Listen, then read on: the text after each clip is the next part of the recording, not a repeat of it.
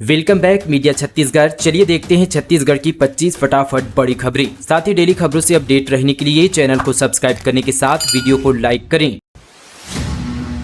दंतेवाड़ा में विश्व प्रसिद्ध फागुन मेला शुरू। 600 साल पहले शिकार से शुरू हुई परंपरा 15 मार्च तक निभाई जाएगी रस्में। 1000 देवी देवता पहुंचेंगे। दंतेवाड़ा में 5 मार्च को कलश स्थापना के बाद प्रसिद्ध फागुन मेला की शुरुआत हुई। बीते दिन पहली पालकी निकाली गई। 15 मार्च को देवी देवताओं की विदाई तक फागुन मेला चलेगा। हर दिन मां दंतेश्वरी की विशेष पूजा अर्चना होगी। साथ ही आखेट की विभिन्न रस्म अदा कर 600 साल पुरानी परंपरा निभाई जाएगी। इससे पहले बसंत पंचमी के दिन दंतेश्वरी मंदिर में त्रिशूल की स्थापना की गई। फागुन मेला में शामिल होने छत्तीसगढ़ के अलावा उड़ीसा, आंध्र प्रदेश, तेलंगाना जैसे राज्यों से भी 1000 से ज्यादा देवी देवता आएंगे। वहीं इस साल यहां पर फागुन मेला के लिए टेम्पल कमेटी ने करीब 45 लाख रुपए का बजट रखा है। जासूसी पर सियासत। भूपेश बघेल बोले सभी कांग्रेस नेताओं के मोबाइल सर्विलांस पर बैच। बोले झीरम जैसी घटना करवाना चाहती है सरकार। छत्तीसगढ़ के पूर्व सीएम भूपेश बघेल और पीसीसी चीफ दीपक बैज ने जासूसी का आरोप लगाया है। इस मामले को लेकर पूर्व मुख्यमंत्री भूपेश बघेल ने कहा कि सरकार कांग्रेस नेताओं की जासूसी करा रही है। सभी कांग्रेस नेताओं के मोबाइल सर्विलांस में हैं। मेरे बगल में इंटेलिजेंस के लोग खड़े रहते हैं। पत्रवार्ता में मेरी बात को एलआईबी के लोग सुनते हैं। वहीं पीसीसी चीफ दीपक बैज ने कहा कि आज भी मेरी जासूसी की जा रही है। मेरे घर आने वाली यहाँ पर गाड़ियों के नंबर नोट करने के लिए गार्ड को निर्देश दिया गया है। मेरे मोबाइल को भी सर्विलांस में रखा गया है। कॉल डिटेल पर भी नजर रखी जा रही है। मुझसे अधिकारी बात करने से भी डर रहे हैं। इसको लेकर मैंने सीएम और डीजीपी को पत्र लिखा था, लेकिन अभी तक कोई जवाब नहीं आया है। 5 आईएएस अफसरों का ट्रांसफर। 2 जिले के बदले कलेक्टर। अभिजीत को दुर्ग और अविनाश को धमतरी कलेक्टर की जिम्मेदारी। विश्वदीप बनाए गए रायपुर निगम आयुक्त। छत्तीसगढ़ सरकार ने 5 आईएएस अधिकारियों का ट्रांसफर किया है। दुर्ग और धमतरी जिले के कलेक्टर बदल दिए गए हैं। अभिजीत सिंह को दुर्ग कलेक्टर और रायपुर निगम कमिश्नर, अविनाश मिश्रा को धमतरी कलेक्टर की जिम्मेदारी दी गई है। वहीं विश्वदीप को रायपुर निगम आयुक्त नियुक्त किया गया है। छत्तीसगढ़ दौरे पर पीएम मोदी बिलासपुर में करेंगे भूमि पूजन लोकार्पण। कार्यक्रम को लेकर तैयारी शुरू। देश के प्रधानमंत्री नरेंद्र मोदी 30 मार्च को छत्तीसगढ़ दौरे पर आ सकते हैं। इस दौरान वे बिलासपुर में आयोजित लोकार्पण एवं भूमि पूजन कार्यक्रम में शामिल होंगे। प्रधानमंत्री नरेंद्र मोदी बिलासपुर में आयोजित लोकार्पण एवं भूमि पूजन कार्यक्रम में शिरकत कर सकते हैं। यह कार्यक्रम राज्य के विकास से जुड़ी महत्वपूर्ण परियोजनाओं के शुभारंभ और नींव रखने से संबंधित है। इस दौरान पीएम मोदी कई विकास योजनाओं का शुभारंभ कर सकते हैं। सीजीपीएससी ने जारी किया एग्जाम शेड्यूल। 4 मई को स्टीम इंस्पेक्टर और 18 मई को सिविल जज की परीक्षा। 10 दिन पहले मिलेगा एडमिट कार्ड। छत्तीसगढ़ लोक सेवा आयोग ने स्टीम इंस्पेक्टर और सिविल जज परीक्षा का शेड्यूल जारी कर दिया है। स्टीम इंस्पेक्टर की परीक्षा 4 मई को होगी, जबकि सिविल जज परीक्षा 18 मई को आयोजित की जाएगी। पीएससी के अनुसार वाष्प यंत्र निरीक्षक परीक्षा केवल रायपुर में आयोजित की जाएगी, जबकि सिविल जज परीक्षा के लिए रायपुर, बिलासपुर और दुर्ग भिलाई में परीक्षा केंद्र बनाए गए हैं। दोनों परीक्षाओं के एडमिट कार्ड परीक्षा से 10 दिन पहले पीएससी की आधिकारिक वेबसाइट में अपलोड कर दिए जाएंगे। अभ्यर्थियों को प्रवेश पत्र अलग से नहीं भेजे जाएंगे। नक्सलगढ़ की सड़कें होगी चौड़ी। 48 किलोमीटर सड़क 7 मीटर की बजाय अब 12 मीटर होगी चौड़ी। कटेंगे 3100 से अधिक पेड़। दिल्ली के मंत्रालय ने वर्ष 2019 में सर्वाधिक नक्सल प्रभावित क्षेत्र कोंडागांव से नारायणपुर सड़क को राष्ट्रीय राजमार्ग क्रमांक 130D घोषित किया है।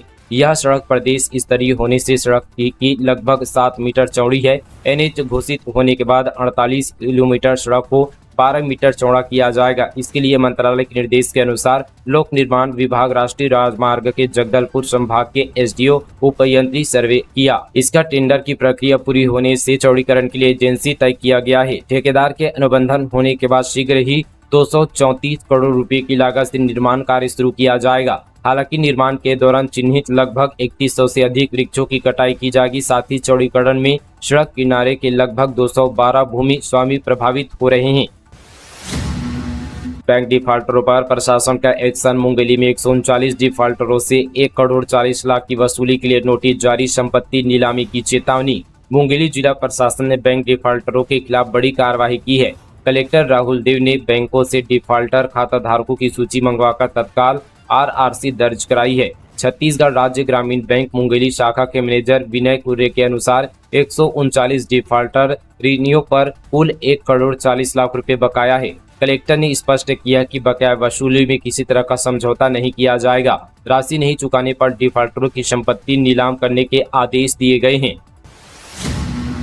छत्तीसगढ़ आ सकती है राष्ट्रपति द्रौपदी मुर्मू विधानसभा का करेगी दौरा। छत्तीसगढ़ में राष्ट्रपति द्रौपदी मुर्मू के दौरे की संभावनाएं जताई जा रही है। वे राष्ट्रपति 24 मार्च को राज्य विधानसभा के एक महत्वपूर्ण कार्यक्रम में शामिल हो सकती है। इस दिन छत्तीसगढ़ विधानसभा अपनी रजत जयंती मना रहा है और इसी अवसर पर विशेष कार्यक्रम का आयोजन किया गया है। यदि राष्ट्रपति का दौरा तय होता है तो यह राज्य के लिए एक महत्वपूर्ण क्षण होगा। हालांकि इस संबंध पर आधिकारिक घोषणा अभी नहीं हुई है। पटवारी का 30,000 रिश्वत लेते वीडियो वायरल। बिलासपुर में जमीन ऑनलाइन चढ़ाने मांगे 60,000। किसान ने बनाया वीडियो, काम नहीं करने पर किया वायरल। बिलासपुर में एक पटवारी रिश्वत लेते कैमरे में कैद हुआ है। जमीन ऑनलाइन दर्ज करने और ऋण पुस्तिका जारी करने के एवज में 60,000 रुपए की डिमांड की थी।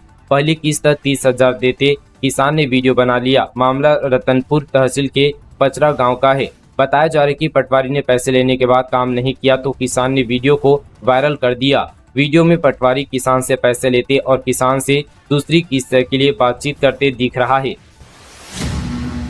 टमाटर की बम्पर पैदावार बनी किसानों के लिए मुसीबत। खेतों में ही चढ़ रही फसल बाजार में बिक रहे हैं 1 से 2 रुपये किलो।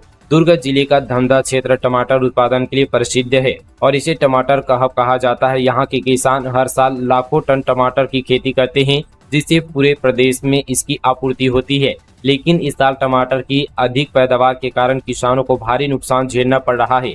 बाजार में टमाटर के दाम इतने गिर चुके हैं कि किसान इसे खेतों में ही सड़ने के लिए छोड़ने को मजबूर हो गए हैं। बता दें कि धमधा क्षेत्र में करीब 25,000 एकड़ में टमाटर की खेती होती है, जिससे हर साल 1,90,000 मीट्रिक टन से अधिक टमाटर का उत्पादन होता है। इस क्षेत्र में 70% किसान टमाटर की खेती करते हैं, क्योंकि यह फसल पहले काफी लाभदायक मानी जाती थी। लेकिन इस बार बाजार में टमाटर की भरमार होने के कारण इसकी कीमतें न्यूनतम स्तर तक गिर गई है। साथ ही थोक मंडियों में टमाटर की कीमत 1 से 2 रुपये प्रति किलो तक पहुंच गई है। किसानों को अपनी लागत तक निकालना मुश्किल हो रहा है। 25,000 लगाकर खड़ी की 10 करोड़ की कंपनी। 23 साल की ईशा को सार्क टैंक से 60 सेकंड में मिले 1 करोड़ बना रही है केमिकल फ्री फूड प्रोडक्ट। एक ऐसी लड़की की कहानी जिसे महज 23 साल की उम्र में ही बड़ा नाम और काम दोनों बना लिए। महज 25,000 रुपये लगाकर 3 साल में 10 करोड़ की कंपनी खड़ी कर दी। कम उम्र में उसने न सिर्फ अपनी कंपनी बनाई बल्कि अपने बनाए प्रोडक्ट देश भर में सप्लाई कर रही है। यह कहानी छत्तीसगढ़ के एक छोटे से जिले धमतरी में रहने वाली ईशा झनवर की है। पैकेज्ड फूड की वजह से ईशा बीमार पड़ गई, जिसके बाद उन्होंने खुद की कंपनी शुरू करने का फैसला किया। अब वह केमिकल फ्री केचप जैसे हेल्दी प्रोडक्ट बना रही है। ईशा सार्क टैंक सीजन 4 से सिर्फ 60 सेकंड में 1 करोड़ रुपए फंडिंग भी ला चुकी है।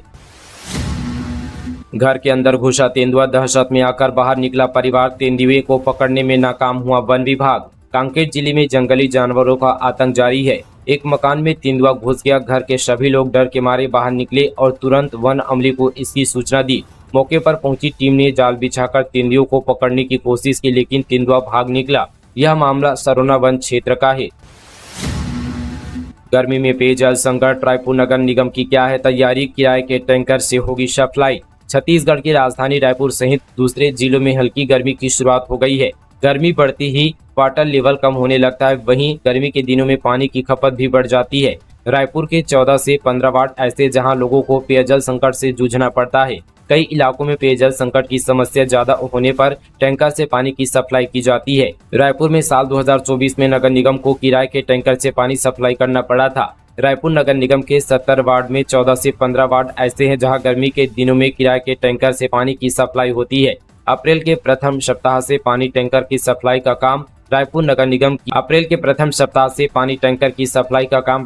निगम शुरू करता है। बारिश के आने तक पानी टैंकर के जरिए मोहल्ले में सप्लाई होती है।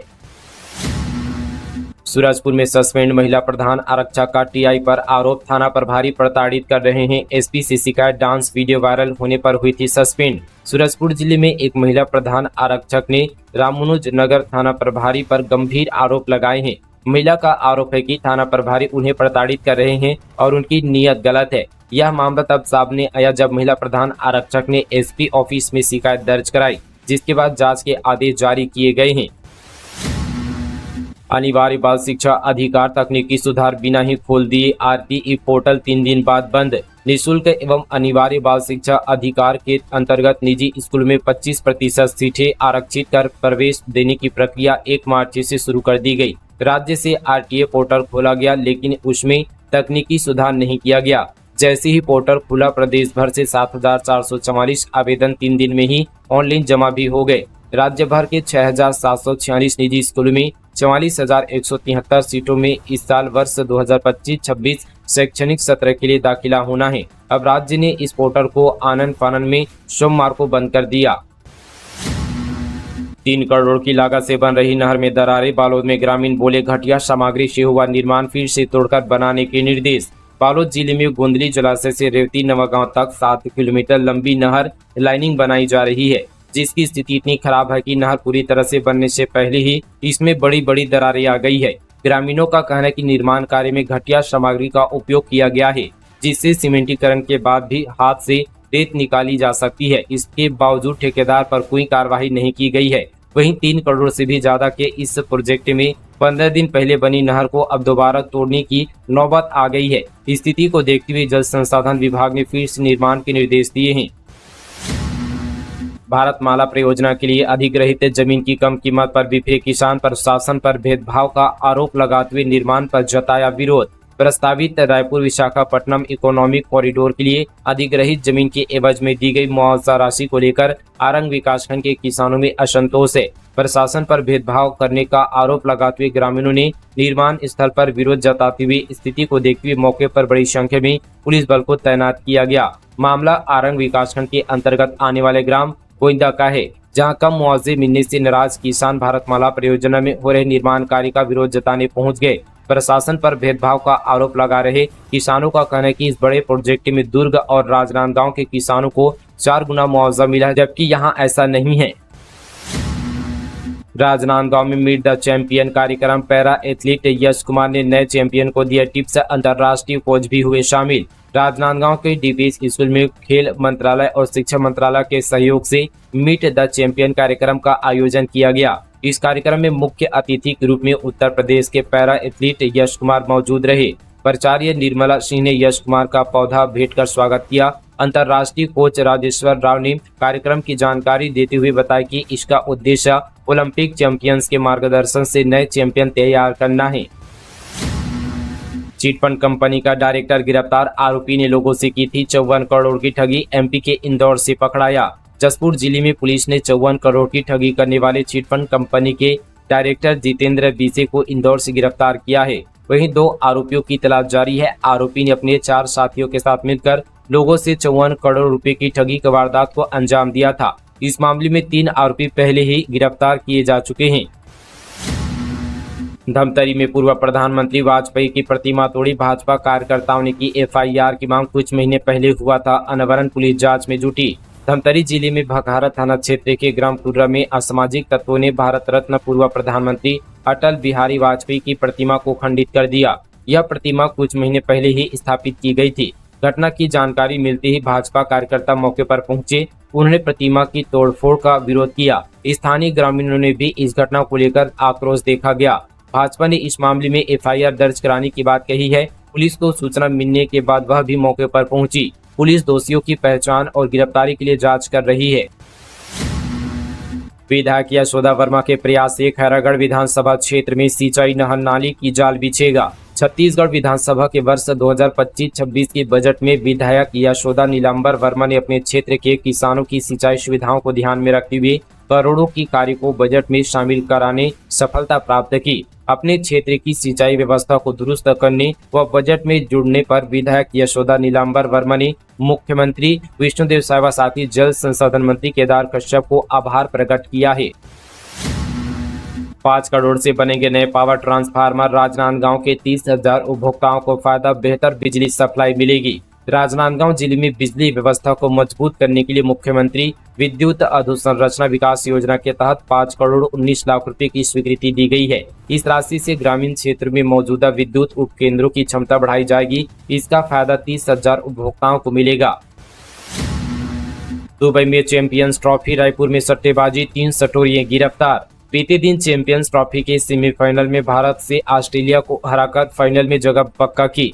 दुबई में यह मैच खेला जा रहा था तो रायपुर में सटोरिये सट्टेबाजी का गंदा खेल खेल रहे थे। चैंपियंस ट्रॉफी मैच में ऑनलाइन सट्टा संचालित करने के केस में पुलिस ने कुल 3 सटोरियों को गिरफ्तार किया है।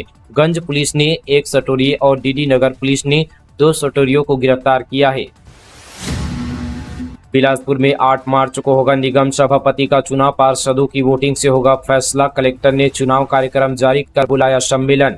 बिलासपुर में मेयर के शपथ ग्रहण के बाद अब सभापति और MIC गठन की तैयारी चल रही है। कलेक्टर ने 8 मार्च को निगम का पहला सम्मेलन बुलाया है। इस दिन सभापति और 4 सदस्यीय अपीलीय समिति का चुनाव होगा। इसके लिए पार्षद वोटिंग करेंगे।